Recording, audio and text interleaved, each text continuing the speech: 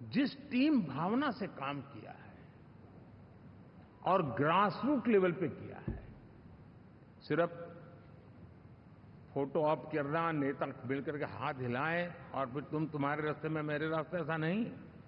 Grass root level तक सबने मिल करके ये जो काम किया है और उसी ने हमें ऑर्गेनिक अलायंस का सामर्थ्य दिया है।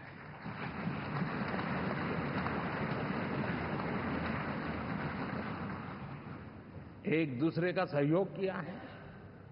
हर किसी ने यही सोचा, जहां कम वहां हम। अगर कोई कमी है तो मैं आऊंगा, मैं मेहनत करूंगा, लेकिन तुम्हें कमी नहीं रहने दूंगा। जहां कम वहां हम, ये हर कार्यकर्ता ने जी करके दिखाया है और तभी तो जीत आती है।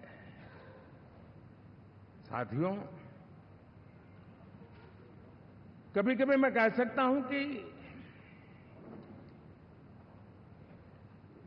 हमारा 10 साल का अनुभव है, भारत के हर क्षेत्र का और भारत के हर नागरिक का जो एस्पिरेशंस हैं, रीजनल एस्पिरेशंस हैं, वे और नेशनल एस्पिरेशंस, इसका एक अटूट नाता होना चाहिए। इसके बीच में हवा तक गुजर न सके, इतना जुड़ाव होना चाहिए, तब देश आगे बढ़ता है।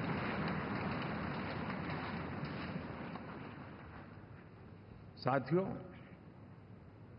इस चुनाव में मैं कुछ उल्लेख जरूर करना चाहूंगा जो मेरी नजरिए से मैंने देखा है। दक्षिण भारत में एनडीए ने एक नई राजनीति की नींव मजबूत की है।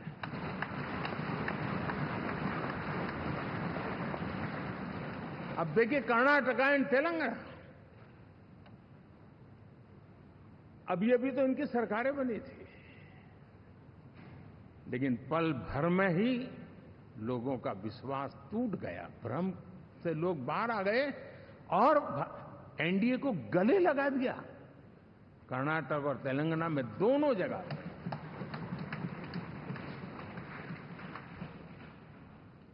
साथियों, तमिलनाडु, मैं तमिलनाडु की टीम को भी बधाई देना चाहूंगा। और वहां हमारा एनडीए समूह बहुत बड़ा भी है और कईयों को पता था कि हम एक साथ एक सीट नहीं लड़ा पाएंगे, लेकिन इस लड़ाई में हम साथ रहेंगे। और मैंने बहुत से एनडीए के साथी तमिलनाडु में ऐसे हैं कि जिनका कोई उम्मीदवार नहीं था, लेकिन इस झंडे को ऊंचा रखने के लिए वो जी जान से जुटे थे। और इसलिए आज तमिलनाडु में भले हम सीट नहीं जीत पाए, लेकिन जिस तेजी से एनडीए का वोट शेयर बढ़ा है, वो साफ साफ संदेश दे रहा है कल में क्या लिखा हुआ है।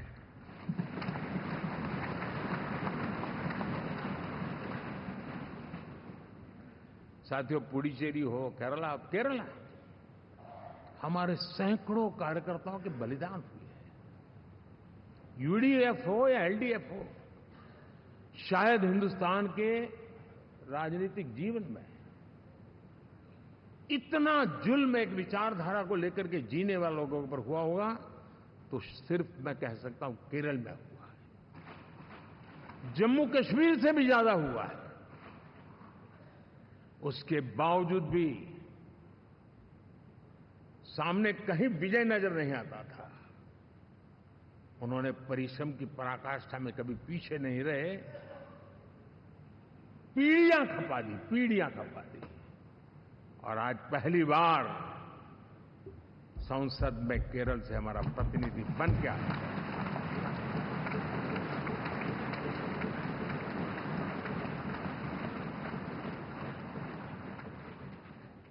साथियों,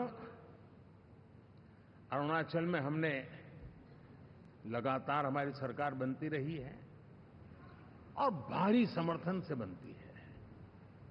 सिक्किम में भी हमारे एनडीए की सरकार करीब करीब क्लीन स्वीप के साथ, अरुणाचल क्लीन स्वीप, आंध्र मैं अबू बाबू को पूछ रहा था, बोले हिस्टोरिकली ये सबसे हाईएस्ट विक्ट्री है।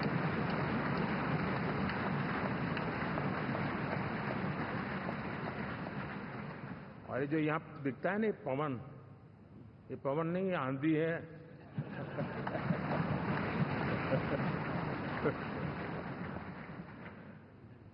आंध्र ने इतना बड़ा हमारे प्रति जनमत दिया है। हिंदुस्तान के लिए एक सामान्य मानवीय की विकास की जो जिजीविषा है, उसका प्रतिबिंब है। और महाप्रभु जगन्नाथ,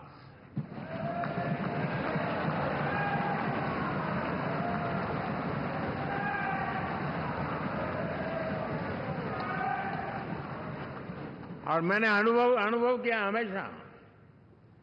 मैं हमेशा मानता हूं ईश्वर के अनेक रूप होते हैं, लेकिन जब मैं भगवान महाप्रभु जगन्नाथ जी को याद करता हूं तो मैं हमेशा मानता हूं ये गरीबों के देवता है।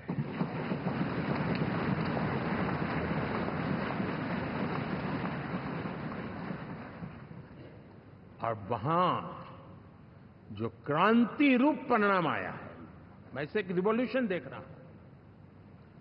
और मैं इसके साथ कह सकता हूं कि विकसित भारत का हमारा जो सपना है,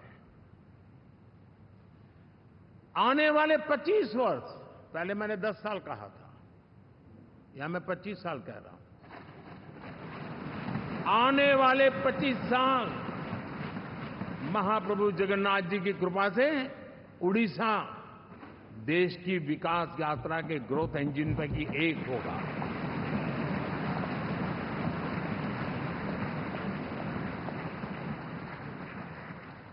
साथियों,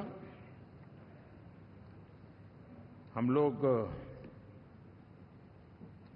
जब 4 जून के नतीजे चल रहे थे, मैं तो अपने काम में कुछ व्यस्त था।